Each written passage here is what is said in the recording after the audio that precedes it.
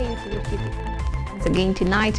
It is the 10th day of June. Tomorrow the World Cup begins, and I hope your team gets to win. Let's get a short intro, then we dive right in.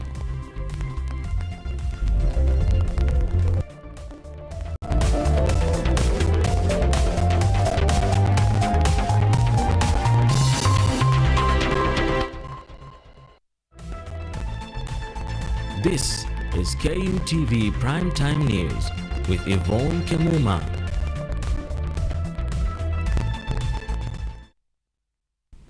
On the sign language interpretation is Mutava Mwangeli. To engage with us on our socials on X at KUTV Kenya, at Kemuma_Munari. We are streaming live on YouTube at KUTV News Kenya. Let's begin.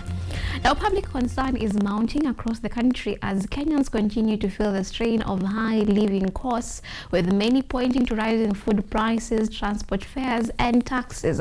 Households say their incomes are shrinking as they urge the government to take urgent action to stabilize the economy and ease pressure.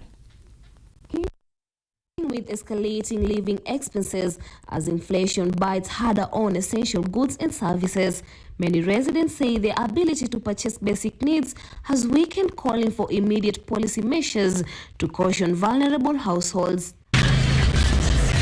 Many small traders are reporting declining sales as customers cut back on spending due to rising living costs. Agnes Mbinya, a local casual trader, says her income has become unstable, making it difficult to restock goods, sustain operations, and meet basic household needs. Biashara yangu iko chini sana, chini kabisa. Nilipoanza biashara nilikuwa at least niko able kununua vitu, nilikuwa na capital. Lakini sasa hivi ninaponunua bidhaa naenda tunanunua kwa bei kali, juu vitu zimepandishwa, ziko juu. Unakuja kupandishia customer, inakuwa ni shida, hata wengine wanakataa kununua sababu imepanda.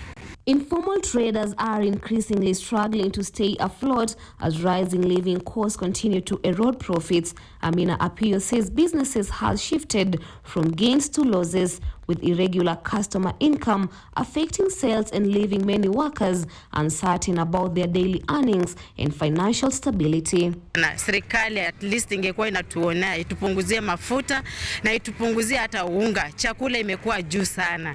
Kama sisi hatuna mbele wala hatuna nyuma. Hii ndio inatusaidia, ili ndio tupate tulishe watoto, tusomeshe watoto. Sasa kama tujapata, tutafanya nini? Serikali yetu ya Kenya ingekuwa mzuri, ingetuonea huruma. Kwa hivyo serikali yetu niangalie vile itasaidia the common mwananchi. Tuko na shida, really tuko na shida. Ni kama tunakumbukanga wakati tu wa siasa. Families are raising concerns over rising education costs, saying many parents are unable to clear school fees on time. They are now appealing for support to ensure children remain in school despite ongoing financial pressure and the increasing cost of living. Biashara saa hii iko chini. Ukienda soko, ukileta soko haitoi pesa ya soko. Inabidi urudi kwa mfuko uongezee pesa ndio pesa itosheleshe. Haya, kulisha watoto saa hii imekuwa ngumu. Hiyo pesa hakuna. The high cost of living continues to affect many households in the country, with now calls hitting on the government to help reduce the cost of essential commodities in the country. Edna Nerea, KUTV, Nairobi. Now, anticipation is building across the country ahead of the national budget, with the households and businesses keenly watching for measures that could lower taxes on essential goods and ease the rising cost of living. Take a look. Kenyans are now looking to the Treasury Cabinet Secretary John Mbadi to deliver a budget that eases the burden on households by reducing taxes and levies on basic commodities and essential services, making life more affordable for ordinary citizens. Speaking ahead of the budget reading, a Nairobi resident said Kenyans need a fair budget that directly addresses the high cost of living, and noted that increased taxes and levies have significantly strained household incomes. I called the government his nataka tu kwa uwezo wao ama kwa huruma zao kwa wananchi wale hawana pesa, yani wananchi wa chini Asasa kwa mabiashara. Kwanza watuteremshie mafuta. Juu mafuta ndio inafanyanga biashara siendelee na kuongezeka kukua na pesa kwa wingi. Na pia kwa wanabiashara wa chini tena tunaumia sana. Kenyans have lamented that high taxes and charges on essential goods and services continue to place a heavy financial burden on many households. Biashara zimeenda chini sana. Kwa hivyo kama sisi wananchi tunaumia. Na biashara mingi zile mingi kwa hii Kenya ni biashara zile ndogo, si biashara kubwa. Kwa hivyo waangalie wale watu wengi wako kwa biashara ndogo wawasaidie na watelemushe vitu zenye zinafaa kuteremka.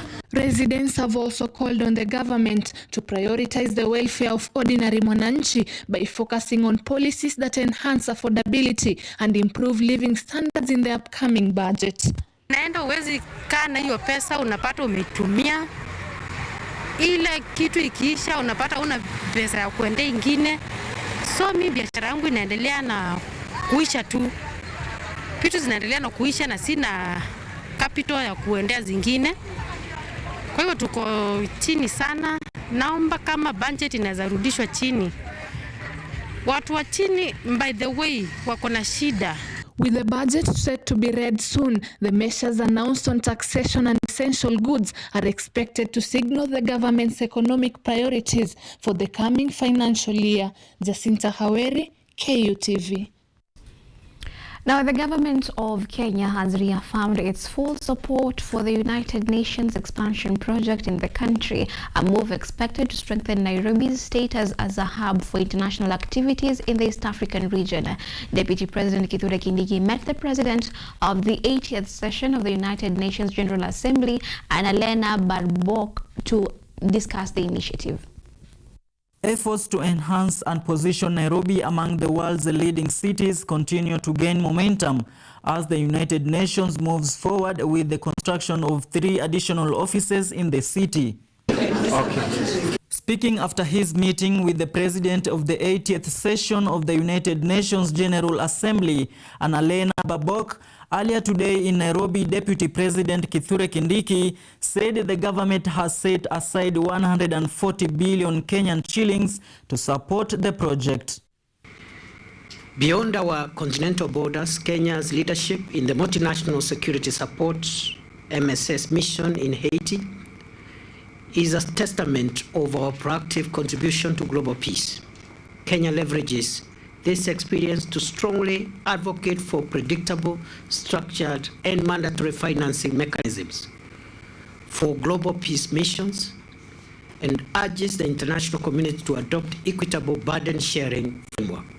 Kindiki further stated that Kenya has already invested $1.1 billion in critical infrastructure, including roads, to ensure the success of the project. Has also been supported by the government of Kenya, so that as you modernize, upgrade, and expand the facilities of UNON, the government of Kenya has invested local resources to a tune of $1.1 billion into matching infrastructure. This significant state investment has fundamentally upgraded the road network. Currently, Kenya hosts the headquarters of the United Nations Environment Programme (UNEP) and the UN Habitat. The expansion plan is expected to attract 3 more UN agencies to Nairobi. According to Kindiki, the additional agencies will help strengthen Nairobi's position as the United Nations headquarters for the Global South and promote fair geographical representation within the international organization. Nairobi offers the global community a highly competitive low-cost duty station backed by aggressive public investment, the elevation of UNON's operational and diplomatic status to achieve true parity with UN headquarters in the global north will fulfill the promise of equitable geographic representation. A robust international cooperation that anchors UNON's institutions, specifically UNEP and UN Habitat, structurally, politically, and financially will aid them in delivering their mandates, especially in the wake of severe funding shortfalls from traditional donors. Annalena Babok also noted that the United Nations continue to view Nairobi as a key center for international cooperation, adding that the expansion of these agencies will further strengthen relations between Kenya and the international community. Rajab Juma, KUTV. It's not only a headquarter of the United Nations, but it's also the living example of how to deliver the people we serve as an institution, because it is, besides being the headquarter, also home to 48 UN agencies and 113 intergovernmental and international organizations.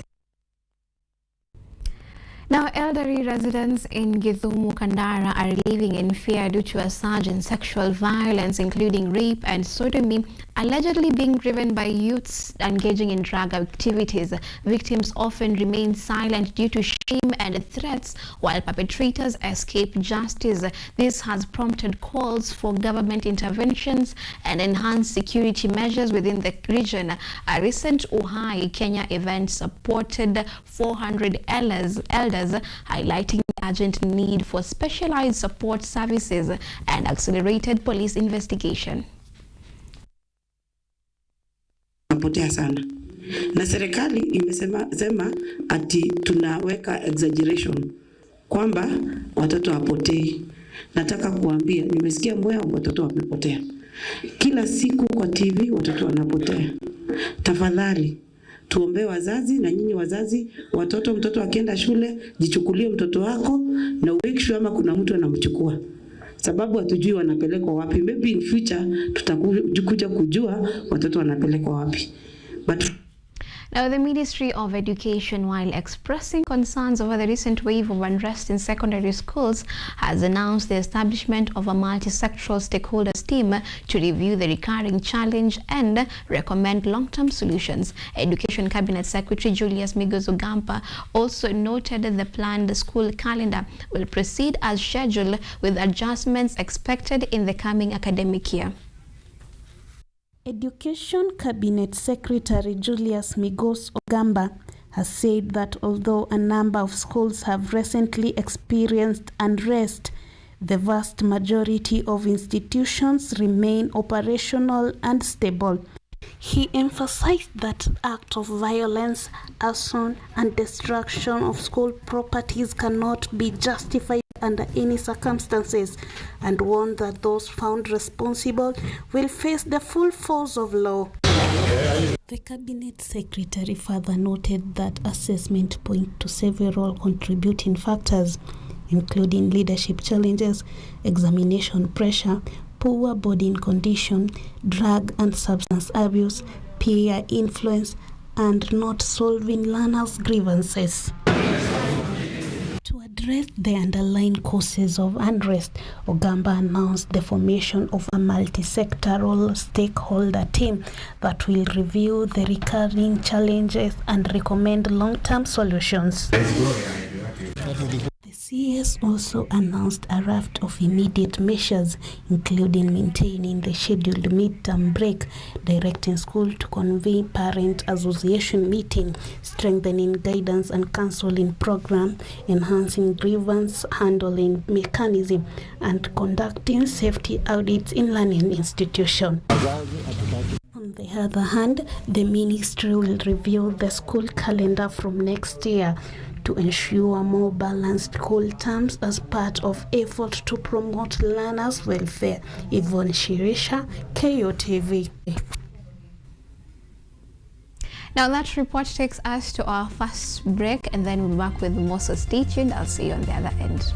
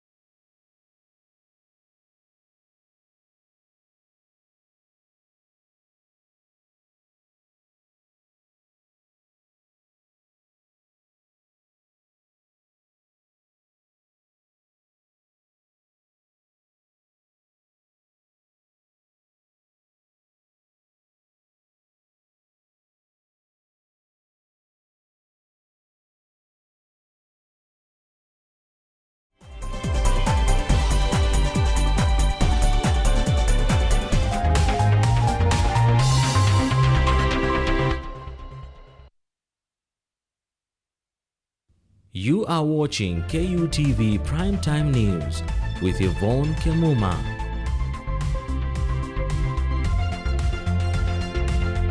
Welcome back. Thank you so much for keeping it. KUTV's news at 9 on the sign language interpretation is Mutava Mwangeli. Engage with us on our socials on X at KUTV Kenya at Kemuma_Monari. Now, mixed reactions continue to emerge following the recent High Court ruling that upheld the removal of former Deputy President Rigathi Gachagua from office. A section of boda operators staged protest in Embu town, while Machakos Governor Wavinya Ndeti described the ruling as a violation of constitutional rights and the rule of law. Machakos Governor Wavinya Ndeti has opposed the High Court ruling that upheld the impeachment of former Deputy President Rigathi Gachagua. Wavinya urged that Gachagua should appeal to the Supreme Court, maintaining that his rights were violated during the impeachment process. Si muliona hii maneno ya Gachagua? Muliona hii maneno ya Gachagua? Si walisema ati vile Senate ilifanya ilimkosea Gachagua. Si ndio? Si walisema Senate ilikosea Gachagua. Na kama Senate ilikosea Gachagua, si Gachagua angerudishwa kama Deputy President. Ati wakasema hapawezi kukaa Deputy President wawili. Alafu ati moja aende. Sasa ule anaenda ni Gachagua na yeye alifanya kudhulumiwa. The governor further stated that the court acknowledged procedural shortcomings by the senator during the impeachment process, which in her view should have resulted in Gachagua's reinstatement. According to Wavinya, the violation of his right to a fair hearing rendered the entire impeachment process unconstitutional. Kwa sababu hauwezi ukavunja constitution ya Kenya. Hakuna kitu mbaya kama kufanyia mtu vibaya, because the constitution is very clear. Somebody's rights must be protected. You must protect one's rights. Na zake hazikuprotectiwa. Yani alifanya kufinywa, kudhulumiwa. Lakini mbele kuna nani? Si tutasimama na Gachagua? High cousins. Ebutangeshani high cousins. Meanwhile, former Deputy President Rigathi Gachagua said that many of his supporters have been reaching out to him through social media, promoting mixed reactions and speculation about a possible presidential bid in 2007. Gachagua also claimed that he was denied his constitutional rights during his court proceedings. Fellow Kenyans, my supporters and Kenyans from across the country have reached out to me. They are enraged, bitter and apprehensive about the false narratives being spread by the state that I'm ineligible to run for office as President of the Republic of Kenya. This is a desperate and false propaganda by those terrified of my candidature. William Ruto knows Rigathi Gachagua is a man to send him home. And those around him are terrified of my candidature. That is why we had this very, very embarrassing. Following the High Court decision on the removal of former Deputy President Rigathi Gachagua, the ruling has continued to generate varied reaction among political leaders and supporters. Attention is now shifting to whether the leader of the DCP party will contest the president in 2007 general election. Fatima Munyamisi, KUTV. Now, more than 1,000 families in Tarsa and Tana Delta Sub-County in Tana River County have received relief food to cushion them from floods and that have affected more than 3,000 households.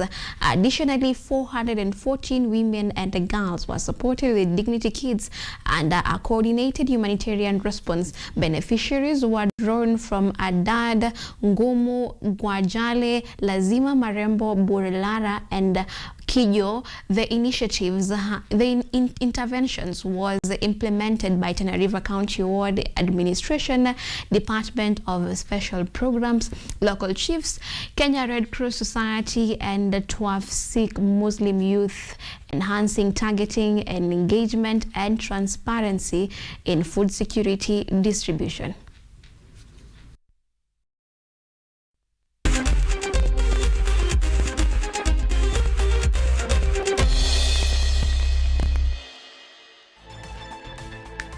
the sporting arena, Kenya's national women football team, the Harambee Starlets, displayed their quality with a commanding 6-10 victory over Lesotho in recent international friendlies, highlighting the recommendable progress of women's football in the country. Speaking after the match, striker Ruth Ngosi, midfielder Mwanalima Dogo Adam, and head coach Beldine Odemba praised the team's discipline, teamwork, and attacking prowess that enabled them to dominate the game from start to finish. The emphatic win has boosted the Starlets' confidence and morale as they continue preparations for upcoming competitions.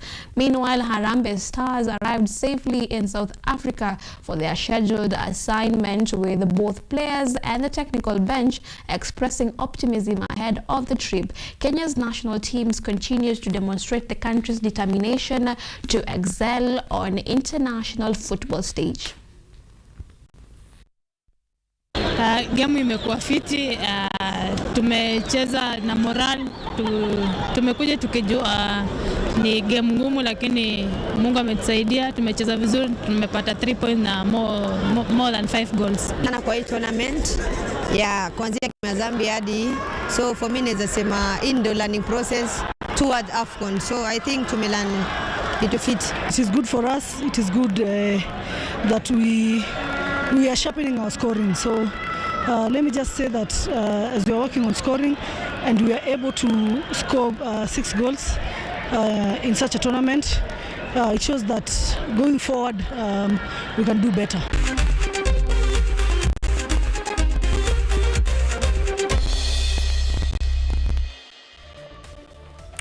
And with that, it is a wrap. Thank you so much for keeping it KUTV's News at 9 to keep you informed. My name is Yvonne. Kemuma on the sign language interpretation is Mutava Mwangeli. And on behalf of the entire team behind this particular production, I wish you a blessed week ahead. Good night.